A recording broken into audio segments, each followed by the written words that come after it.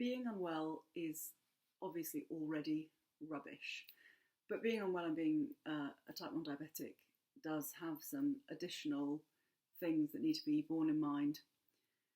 When I'm feeling even slightly under the weather, my blood sugars go a bit awry. Actually, it's often the fact that they've gone a bit awry that alerts me to the fact that something's going on. And I can be, have kind of a low level bug for a few days, which doesn't really affect me at all.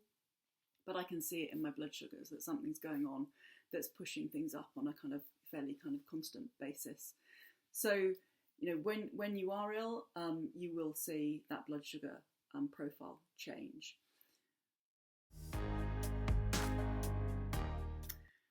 It is a fact of life that when you are ill, as a type 1 diabetic, you also have to take care of your diabetes as well. Because the diabetes is affected by being ill, it's just something else that unfortunately has got to be managed, and it's not a very easy time to do that. But there are two key things that I think are important to say. The first one is around insulin dosing. I have to increase my insulin quite markedly when I'm not well. And when I say quite markedly, I mean that I would take an extra 2 units on top of my standard 16 in terms of background. And I would also increase my doses at meal times as well. And if a typical dose was 8, then I possibly could be increasing it by 2 or 3 units there as well, which is really quite a lot of extra insulin. If I'm eating less, and it's quite likely I will be, dosage of insulin will obviously go down in line with that. But don't forget that it shouldn't be nil, and your body is going to be calling upon you to kind of be giving it more insulin than it typically would need. So that is the key thing that needs to be tweaked. I should say, that everyone is different. It's a very individual thing, but it took me quite a long time to realise just how significant an adjustment this was. So rather than it taking you kind of years to work it out, maybe it's a good thing to get ahead of it slightly. The other thing to say is that I think it's very important to rest. There's a real tendency for us to kind of keep going when we're sick, and if at all possible, I think rest is the single best, quickest thing you can do to get yourself better. And to get yourself through, what is a period where your body is just kind of battling another thing. So that's my second tip. In my experience, there's really no point in battling on.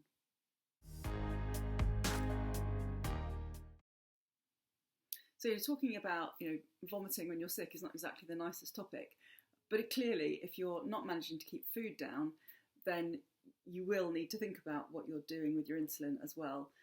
Less food being capable of being ingested means that there will need to be less insulin. You can adjust, you can flex down. That's what I would do in that situation. In my case, I would definitely still need to be maintaining my background insulin even when I was very, very ill and unable to keep food down. So that background number I would keep at the same level. The mealtime insulin, the fast-acting insulin, I would flex quite a lot. But I would always have some kind of level of dosage at mealtime points, even if I wasn't really eating. And for me, that would be a couple of units, and possibly that would be kind of 3 or 4 units if I was quite ill as well. So that's insulin going in with no food. In my experience, that's what my body would need to keep my blood sugars in a range that was somewhere close to normal. And when you're ill and you go to the doctor, your GP, and you're assuming that they will absolutely know that you're a type 1 diabetic, my advice would be, and this is obviously over a long period of time, that you shouldn't assume that. I think doctors are under a lot of pressure. They will have looked at your notes possibly, but I have had many occasions when I found myself telling the medic in front of me that I'm a type 1 diabetic and they didn't know. And it's such an important factor about your overall status that to not mention it is a really big gap. So my advice in this arena, and this would apply across the whole of the NHS, is overshare. Tell everybody you come into contact with that you're a type 1 diabetic, and then they know that they have to take that into account as they're considering what to do to make you better.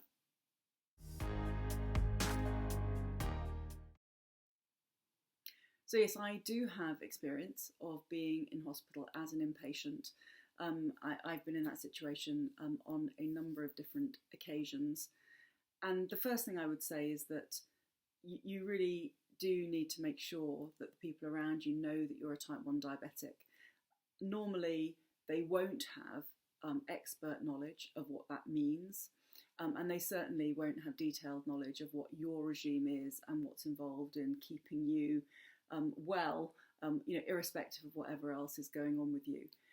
And so I would absolutely kind of recommend that you assume, if you're going to be in hospital, that you will be taking care of your condition when you're in hospital.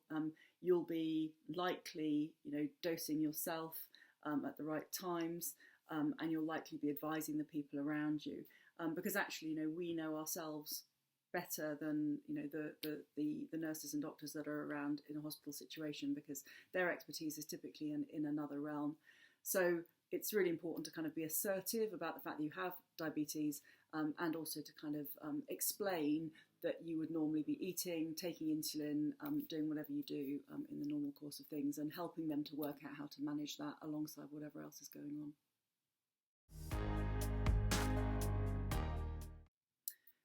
So I have absolutely had experiences of having to go to A&E, both as a kind of relatively well walking wounded kind of a person with some minor injury, and I've also arrived at A&E in a state of considerable kind of distress when I've suffered from some anaphylactic shock reactions and had to be gotten there by ambulance in really dire situations.